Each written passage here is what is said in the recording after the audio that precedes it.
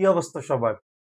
তো কালকে আমি বাংলাদেশ যাইতেছি। তো যাওয়ার আগে একদম শেষ মুহূর্তের গোছানো চলতেছে, একদম প্যাকিং চলতেছে। পুরা ঘর হইলো একদম আমার অগোছালো।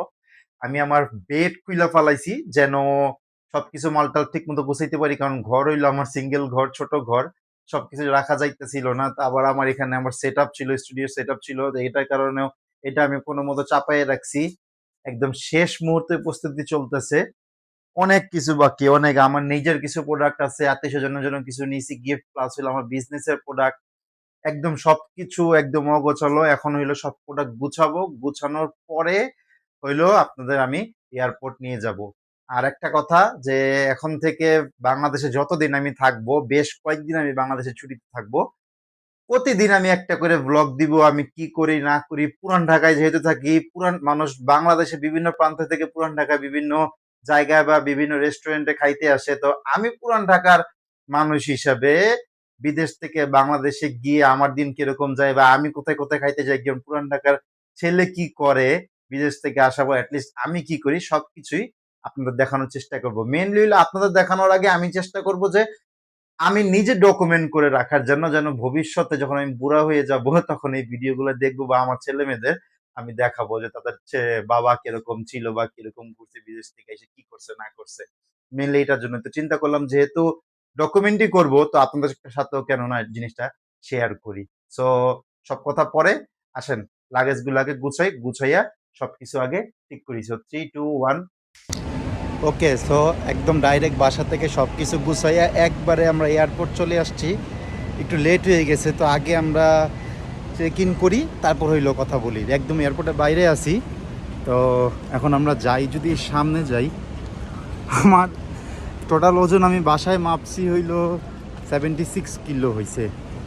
তো দেখা যাক কত টাকা দিয়ে কতটুকু মাফ করা যায় বা কতটুকু কনসিডার করা যায়। চলেন দেখি, আপনাদের দেখাই। ভিতরে যাই, গিয়ে দেখাইতেছি। ভালো মানুষ আছে মোটামুটি। কাউন্টারে কিরকম বিজি হবে বলা যাইতেছে না, বাট দূরের থেকে দেখে মনে হইতেছে অনেক সিরিয়াল। একদম লাস্টে এম। চলেন দেখি কিরকম সিরিয়াল আছে না আছে।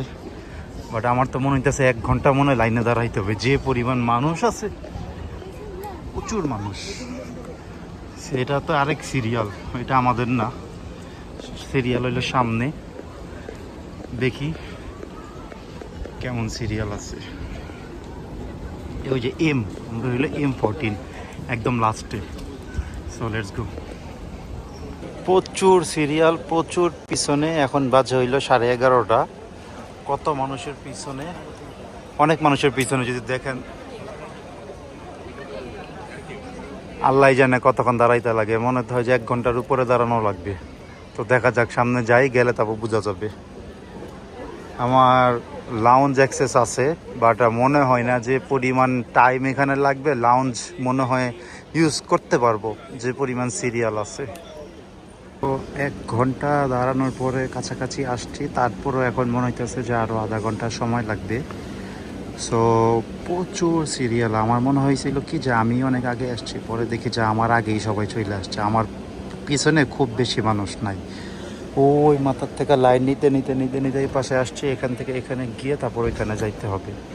সো এখনও প্রায় আধা ঘন্টার উপরে লাগবে, দেখা যাক কি হয়।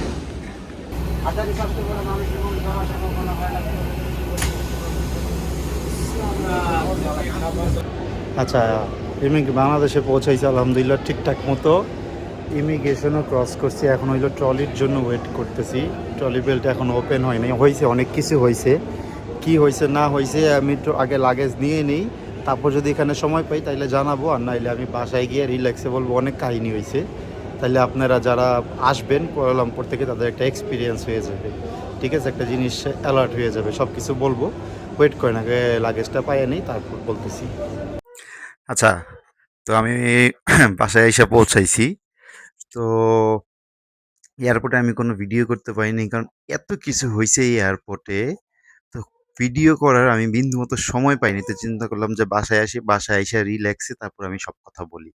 আচ্ছা, বলি আমার সাথে প্রথমে মালয়েশিয়ান এয়ারপোর্টে কি হয়েছে। তো আমি আসছিলাম বিমান বাংলাদেশে এয়ারলাইন্সে, যেখানে আমার ফ্লাইটের আ ক্যারিয়ার ছিল ৩৫ কেজি প্লাস হইলো ৭ কেজি। টোটাল হইলো ৪২ কেজি। তো আমি নিছিলাম হইলো ২ টা লাগেজ নিছিলাম আর হইলো একটা ছোট কার্টুন নিছিলাম। ওই যে শেষ মুহূর্তে আরকি কার্টুনের মধ্যে আমি মাল ভরছিলাম। তো নেওয়ার পরে টোটাল হইছে আমার ৭০ কেজি। তার মানে আমি যদি ৭ কেজি হ্যান্ড ক্যারি বাদ দেই, টোটাল ৩৫ কেজি প্লাস হইলো ৩৫ কেজি এক্সট্রা ৭০ কেজি। আর কার্টুন সবকিছু মিলাইয়া হইছে আমার হইলো টোটাল এক্সট্রা ৪০ কেজি। মাথায় রাইখেন জিনিসটা। তো আমি নিছি হইলো ২৮ ইঞ্চির লাগেজ। ২৮ ইঞ্চির লাগেজ আমি যখন নিলাম, ১ম তো হইলো অনেক সময় লাগছে। এত স্লো ছিল এয়ারলাইনে বোর্ডিং এর যে মানুষগুলা ছিল, এত পরিমাণ স্লো ছিল, মানে অনেক স্লো বলার বাইরে। আমি মালয়েশিয়ানের যতগুলা এয়ারলাইন্সে বা যতবার বাংলাদেশে আসছি, এর থেকে বাজে এক্সপেরিয়েন্স বা এর থেকে লম্বা ওয়েট আমার কখনো করা লাগে নাই। ঠিক আছে? ওয়েট করলাম সেটা সমস্যা না। তো আমি যখন লাগেজ দিলাম ২৮ ইঞ্চির একটা লাগেজে আমার মাল ছিল ৩৪ কেজি। আরেকটাতে ছিল একটু কম আর কার্টুনে ছিল। তো ওই বোর্ডিং এর যে ছেলেটা ছিল, মালয়েশিয়ান লোকাল ছেলে ছিল। সে আমারে বলে যে ৩৪ কেজি লাগেজে এটা নেয়া যাবে না। আচ্ছা কেন নেয়া যাবে না? এয়ারলাইন্স এর রুলস হইলো ১ লাগেজে নাকি ৩২ কেজি নেয়া যাবে। তো লাগেজ খালি করতে হবে। তো আমার কিন্তু অলরেডি আমি লাগেজ বাসার থেকে আমি র‍্যাপ করেই নিয়ে গেছিলাম। ঠিক আছে? তো আমি তারে বললাম যে, "দেখ মাত্র তো ২ কেজি এক্সট্রা। আর আমি তো পে করতেছি। এমন না যে আমি পে করব না। আমি তো পে করতেছি। তো তুই আমারে কেন দিবি না? তো আমার এটা স্যাক্রিফাইস কর।" আর যেহেতু অনেক লম্বা টাইম ওয়েট করছি আর সময়ও ছিল না। কারণ আমার পিছে কিন্তু আর মাত্র ১০ জন মানুষ ছিল। তো আমার চেক ইন এর টাইমও শেষ হয়ে যাইতেছিল। তো আমি এখন কিভাবে কি করব? একটা তো অনেক হেভি লাগেজ ছিল। তার মধ্যে আমার হাতের রিস্টে একটু ব্যথা ছিল। সবকিছু মিলে আমি বারবার রিকোয়েস্ট করছি যে, "দেখ এটা একটু কনসিডার কর।" সে আমারে বলে যে, "তুই এয়ারলাইনে আসার আগে টিকিট কাটার আগে তোর টার্মস অ্যান্ড কন্ডিশন পড়া উচিত আছিল। তুই এয়ারলাইন্স এর রুলস জানোস না?" মানে আমি অবাক হয়ে গেলাম যে কেউ কখনো আমারে এইভাবে কোয়েশ্চেন করে নাই যে ইউ শুড লার্ন বা you should read the terms and condition before purchasing ticket. আচ্ছা আপনি বলেন তো আপনি যে টিকিট কিনেন, টিকিটে যে টার্মস অ্যান্ড কন্ডিশন আছে ১০০ টা মানুষের মধ্যে কয়টা মানুষ টার্মস অ্যান্ড কন্ডিশন পড়ে? আমার তো মনে হয় না ১০০ টা মানুষের মধ্যে একজন মানুষও পড়ে টার্মস অ্যান্ড কন্ডিশন যে ছোট, ছোট করে যে লেখাগুলা থাকে। কেউ কিন্তু কখনো পড়ে না। যাই হোক আমি বললাম যে, "দেখ আমি তো এখন এটা ঠিক আছে আমি সরি আমি পড়ি নাই। তো এখন আমার কি করা যাইতে পারে? তুই আমার এটা সেটেল কর কোনভাবে। কারণ আমার সময় নাই। সময় চইলা যাইতেছে।" কয়, "কিছু করার নাই। তোর ১ লাগেজের থেকে মাত্র ২ কেজির জন্য বলে কি এই লাগেজ তোর উঠাইবো কে? ৩২ কেজি লাগেজের মানুষ যে উঠাইতে পারে সেই মানুষটা কি আর ২ কেজি এক্সট্রা সহ ৩৪ কেজি লাগেজ উঠাইতে পারবে না?" মানে একদম একটা আনবিলিভেবল একটা কথাবার্তা বলল। তো যাই হোক সেটার পরে হইলো বলল যে আমি কোনো সামহাউ তো আমি ওইখানেই অন দ্য স্পট আমি লাগেজ খুললাম। লাগেজ খুলে আমি যখন মাল ট্রান্সফার করতে গেছি তখন আমার হইলো চেইন ছিঁড়ে গেছে। লাগেজের চেইন ছিঁড়ে গেছে আমার মাথা গেছে আরো খারাপ হইয়া। আমার সময় নাই চেইন ছিঁড়ে গেছে আমি কি করলাম এই চেইন ছিঁড়া অবস্থাতেই ওই যে র‍্যাপিং যে কাউন্টার আছে যেখানে র‍্যাপ করে আবার আমি দৌড় দিয়ে সেই র‍্যাপিং কাউন্টারে গেলাম ট্রলি নিয়ে। র‍্যাপিং কাউন্টারে গিয়ে তাড়াতাড়ি করে আমি আবার র‍্যাপ করলাম ৫৩ রিঙ্গিত নিছে। চেইন খোলা কিন্তু। চেইন খোলা অবস্থাতেই আমি লাগেজ পুরা র‍্যাপ করলাম, বাবল র‍্যাপ করলাম যেন কোনো কিছু বের না হয়ে আসে।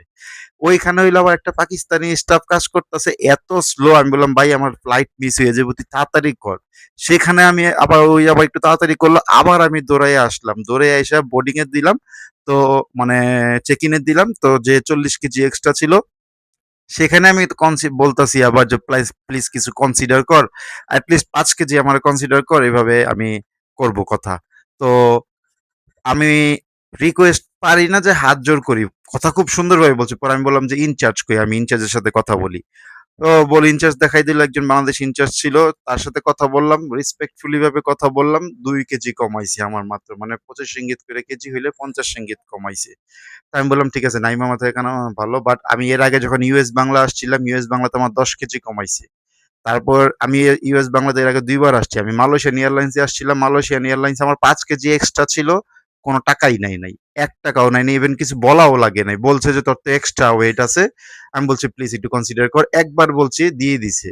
আর এই বিমান বাংলাদেশে আমি ১ম বার আসছি। ১ম বারই এত বাজে এক্সপেরিয়েন্স যে ২ কেজি আমার কনসিডার করছে। তো সবকিছুর পরও ওকে আমি মানলাম। আবার একটা বাজে একটা সিস্টেম যে হইলো ক্যাশ ছাড়া কোনো কিছু হয় না। আচ্ছা ধরেন আপনি বাসা থেকে কাউন্ট করে নিয়ে গেলেন যে ৫ কেজি আপনার এক্সট্রা।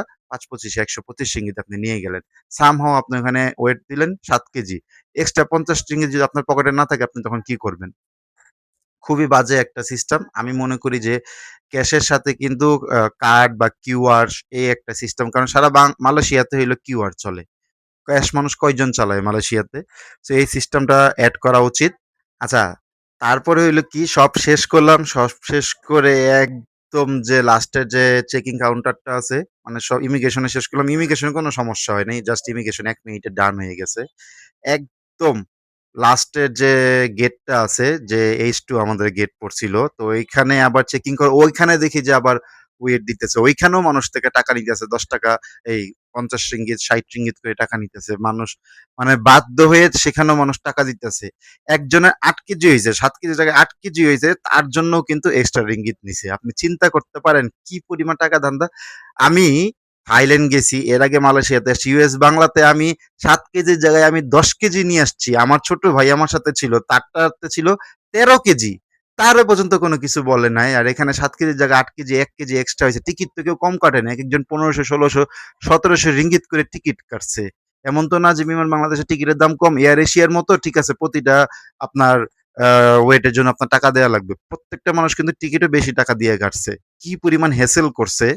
তো তারপর আমি একটা কি করলাম, একটা বুদ্ধি খাটালাম। আমার সামনে এক ভাই ছিল, তার হাতে কোনো কিছু ছিল না। জাস্ট একটা পাসপোর্টের ব্যাগ ছিল। আর হাতে হালকা অল্প কিছু চকোলেটের প্যাকেট ছিল। আমি তারে কি বললাম যে, "ভাই আপনি আমার ব্যাগটা একটু আপনি নেন, আর আপনার চকোলেটের ব্যাগটা আমারে দেন। তাইলে ২ জনে মানে আপনি একটু আমারে হেল্প করেন। আপনার তো কিছু হবে না, আমার একটু উপকার হবে।" তো ভাইটা অনেক ভালো আলহামদুলিল্লাহ। ভাইটা যদি আমার ভিডিও দেখে থাকে আমি তারে আমার চ্যানেলের লিংক দিয়ে দিছি। ভাই অনেক, অনেক থ্যাংক ইউ। ভাইটা কক্সবাজারের, মালয়েশিয়া থেকে আসছে, কক্সবাজার থাকে। তো অনেক থ্যাংক ইউ আপনারে। নাহলে সেখানেও আমার এক্সট্রা আরো কিছু টাকা পে করা লাগতো। আর সেখানেও ক্যাশ টাকা। আমার কাছে তখন ক্যাশ রিঙ্গিত ছিল না। কারণ আমার সব টাকা ছিল কার্ডে। আমার সাথে কাছে ছিল ক্যাশ ৳৫০ ছিল। তো ৳৫০ এর উপরে যদি বিল হইতো আমার তখন আমার মাল, আমার কাপড় বা কিছু আমার হ্যান্ড ক্যারিতে কিছু চকলেট ছিল। বাধ্য হয়ে আমার সেই জিনিসগুলো ফালায় দেয়া লাগতো। যদি তারা কার্ডে পেমেন্ট না করত। কারণ আমি দেখতেছিলাম যে ক্যাশেই পেমেন্ট করতেছিল। তো ঠিক আছে, সবকিছু গেলাম। বিমানে গেলাম।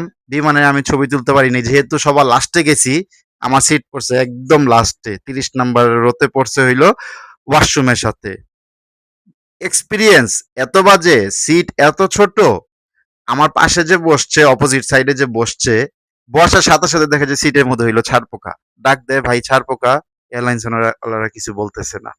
তো এত একটা বাজে এক্সপেরিয়েন্স ছিল, গরম ছিল, ঠান্ডা ভালো মতো ছিল না। মানে খালি দোয়া করছি কতক্ষণে প্লেনটা ল্যান্ড করে।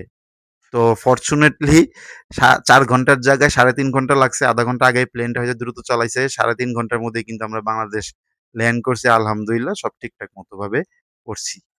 এই জিনিসগুলা মানে চিন্তা করলাম আপনাদের সাথে আমি শেয়ার করি যে মানে বাংলাদেশ এয়ারলাইন্স আমি এর আগে যতবার বাংলাদেশ টু মালয়েশিয়া আমি আপ ডাউন করছি বা থাইল্যান্ড গেছি বা আমি সিঙ্গাপুর গেছি, কোন জায়গাতেই কিন্তু আমার এই ধরনের সিচুয়েশন এ পড়তে হয়নি। এই ফার্স্ট আমার লাইফে এত বাজে এক্সপেরিয়েন্স পড়তে হইছে, তাও আবার এত টাকা দিয়ে টিকিট কিনি। আমি ৳১৭০০ দিয়ে আমি টিকিট কাটছিলাম। ৳১৭০০ দিয়ে টিকিট কেটে যদি আমার এরকমই এক্সপেরিয়েন্স করা লাগে, তাহলে তো আমার ইউএস বাংলা টিকিট কাটাই ভালো ছিল। ওই সময় ইউএস বাংলার ৳১০০ বেশি ছিল। তো ৳১০০ যদি আমি বেশি দিয়েও কাটতাম, আমি যদি আগে জানতাম, তাইলে আমি মালের ক্ষেত্রে আমি ১০ কেজি হইলেও আমি কথা বইলে আমি কমাইতে পারতাম। প্লাস সার্ভিসটাও আমি একটু ভালো পাইতে পারতাম। আমার একটা লাউঞ্জ ছিল। লাউঞ্জটাও আমি ইউজ করতে পারিনি শুধুমাত্র এই চেক ইন এর সময়, বোর্ডিং এর সময় এত স্লো কাজ করার কারণে। এত মানুষ সিরিয়ালে চেক ইন গেট মাত্র চেক ইন বোর্ডিং কাউন্টার মাত্র ওপেন ছিল মাত্র ৩ টা। কি পরিমাণ মিসম্যানেজমেন্ট, কি পরিমাণ অব্যবস্থাপনা বাংলাদেশ বিমানে। তো লাকিলি বাংলাদেশ এয়ারপোর্টে আলহামদুলিল্লাহ কোনো সমস্যা নেই। লাগেজও খুব তাড়াতাড়ি পাইছি। যেহেতু আমার চেইন খোলা ছিল, যেহেতু র‍্যাপ করা ছিল, অনেক ভয়ে ছিলাম যে আমার মাল না এখান থেকে কেউ কাইটা নিয়ে নেয়। তো ফরচুনেটলি আলহামদুলিল্লাহ কোনো সমস্যা হয়নি। সবকিছু আমার ঠিক ছিল। লাগেজে কেউ কোনো কিছু ধরে নাই। আর ইমিগ্রেশনেও বাংলাদেশে খুবই স্মুথ হইছে। বাংলাদেশ এয়ারপোর্টে আমার জাস্ট সর্বোচ্চ ১৫-২০ মিনিট টাইম লাগছে সবকিছু মিলাইয়া। প্লাস হইলো টেলিফোনের যে ব্যবস্থাটা করছে, ফ্রি টেলিফোন আগেও ছিল এটা। খুব এই জিনিসটা ভালো করছে। বাট আমি মনে করি যে টেলিফোন বুথটা একটু বাড়ানো উচিত। প্লাস হইলো ট্রলিটা একটু বাড়ানো উচিত। ট্রলির অনেক সংকট দেখছি। অনেক মানুষ ট্রলি খুঁজতেছে, ট্রলি এনাফ ট্রলি ছিল না। তো আমি মনে করি যে যাত্রীর তুলনায় ট্রলি একটু কম। ট্রলির পরিমাণটা একটু যদি বাড়ানো যাইত তাইলে মনে হয় আরেকটু ভালো হইতো। সো এই ছিল আমার ১ম দিনের এক্সপেরিয়েন্স। আশা করি এই জিনিসটা আপনার কাজে দিবে। আপনারা যদি বাংলাদেশ বিমানের টিকিট কাটতে চান, এই জিনিসগুলো মাথায় রাইখা কিন্তু আপনারা টিকিট কাটবেন, তাইলে আপনাদের জন্য অনেক সুবিধা হবে। বিশেষ কইরা যারা এক্সট্রা মাল নিয়ে যাইতে চাইতেছেন বা এক্সট্রা মাল নিবেন, তাদের জন্য আশা করি আজকের ভিডিওটা উপকার হবে। সো এই ছিল ১ম দিন বাসায় আসছি। তো ইনশাআল্লাহ বাংলাদেশে কি করব না করব সবকিছুই আপনাদের সাথে শেয়ার করব। সবাই ভালো থাকবেন। দেখা হবে নেক্সট ভিডিওতে। আসসালামু আলাইকুম।